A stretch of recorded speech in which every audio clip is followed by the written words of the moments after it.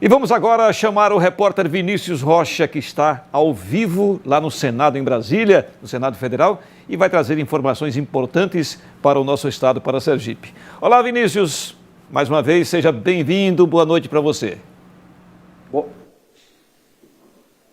Boa noite, Gilvan, boa noite a todos da TV Atalaia. Olha só, o ano legislativo começou e com ele já iniciou também as expectativas para a liberação dos recursos, tanto para o Estado quanto para os municípios. E em Sergipe, a bancada federal está mobilizada para elencar assim as prioridades.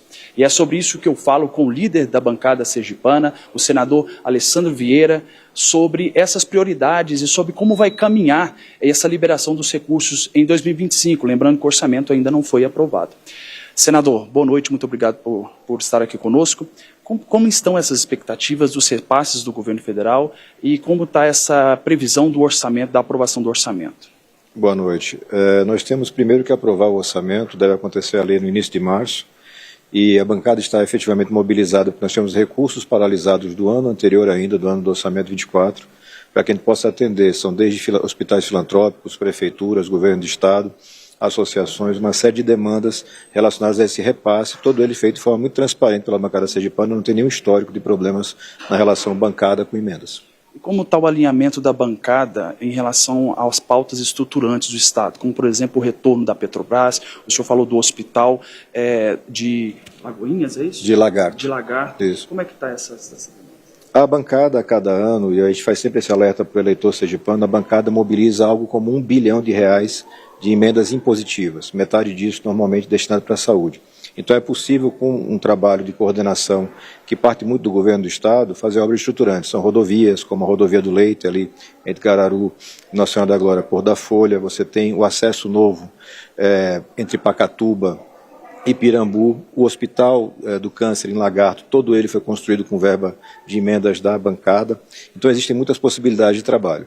O que nós queremos agora é regulamentar isso adequadamente, com cada vez mais transparência, superar esse impasse do orçamento. A gente entrou o ano sem orçamento aprovado, o que é raro na nossa história, para poder atender melhor os sergipanos. Senador, falando em emendas, foram 120 milhões enviados pelos deputados federais em emendas PIX. Essas emendas, em grande parte delas, estão bloqueadas desde o ano passado por uma decisão do ministro Flávio Dino. Como que o senhor vê esse bloqueio, como o senhor vê as consequências disso para os municípios? Todos nós queremos transparência, seriedade e respeito ao dinheiro público. Mas o ministro Dino erra quando ele mistura tudo num saco só de emendas, como se fossem todas elas com problema. No caso de Sergipe, eu não dei notícia de absolutamente nenhum problema de transparência ou de falta de aplicação. Então eu imagino que agora, ao longo desse mês, a gente vai ter uma série de reuniões, seja pela Procuradoria do Senado, seja pelo próprio presidente da Casa e o presidente da Câmara de Deputados, para que a gente tenha o destravar disso, com alguma alteração legislativa se for necessário, e a verba chega onde é mais necessário, porque esse bloqueio prejudica não o político, mas prejudica o cidadão que fica sem o serviço prestado. O senhor vê como um desvio de competência essa atitude do senador, do ministro Flávio Dino? Existe um excesso por parte da ação, na minha visão, um excesso, uma vez que uma parte das emendas historicamente tem problema, você tem várias investigações em andamento pelo Brasil, mas as emendas individuais, as emendas de bancada, nunca apresentaram problemas de transparência, elas estão devidamente documentadas, plano de trabalho, liberação condicionada. As emendas PIX, por sua vez, desde o ano passado, também estavam exigindo o cadastramento de um plano de trabalho.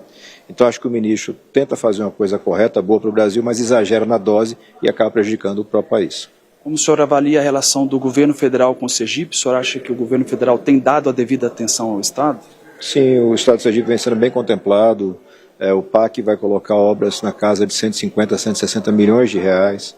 O presidente Lula já em mais de uma oportunidade atendeu o governador do Estado, Fábio Mitidieri. É uma relação próxima, ainda que exista, enfim, membros da bancada com independência ou de oposição, mas no conjunto o Estado de Sergipe vem sendo bem atendido pelo governo federal. Senador, muito obrigado por estar aqui conosco e volte sempre. Obrigado e parabéns para vocês da Atalaia. E no STF também retomou os trabalhos do Judiciário.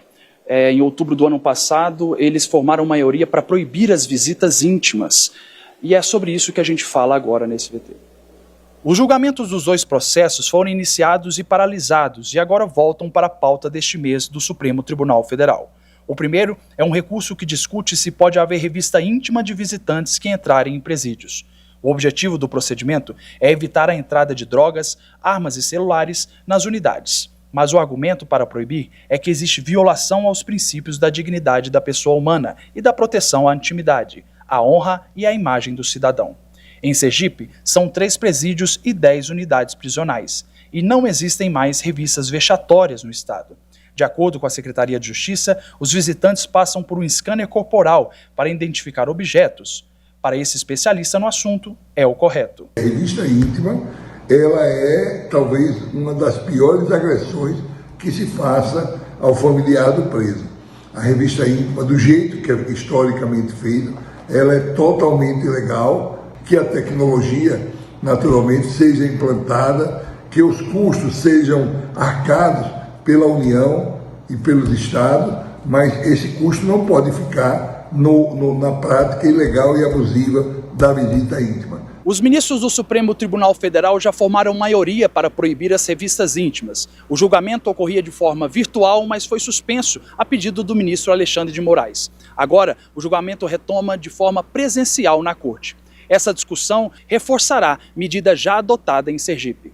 Outro assunto que está na pauta deste mês é sobre mudar as funções das guardas municipais. O julgamento está marcado para o próximo dia 13. De acordo com essas normas, os guardas municipais podem realizar policiamento ostensivo em vias públicas, assim como a polícia.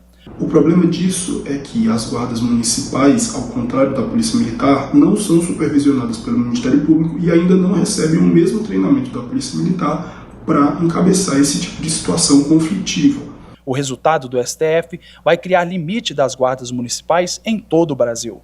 Até o momento, a Corte tem um placar de 4-1 para garantir que os guardas municipais podem realizar policiamento preventivo e comunitário. Em Aracaju, são 412 guardas municipais. Para o comandante, o trabalho não vai sofrer mudanças. Porque a guarda municipal, na verdade as guardas municipais, já tem o poder de polícia. O que altera é a segurança jurídica que as guardas passam a ter, visto que em diversas ocasiões o STJ tem sido desfavorável, enquanto o STF tem sido ao nosso favor. Portanto, a PEC ela vai dar segurança jurídica para as guardas municipais.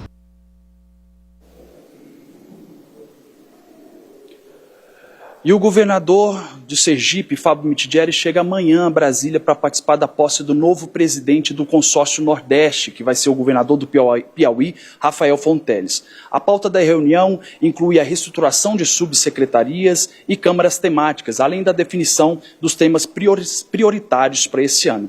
Essas e outras informações nós traremos para vocês amanhã, inclusive com entrevista com o governador de Sergipe, Fábio Mitidieri. Voltamos ao estúdio, Gilvan. Tá bem, Vinícius, muito obrigado pelas informações e uma boa noite para você. Até amanhã, viu?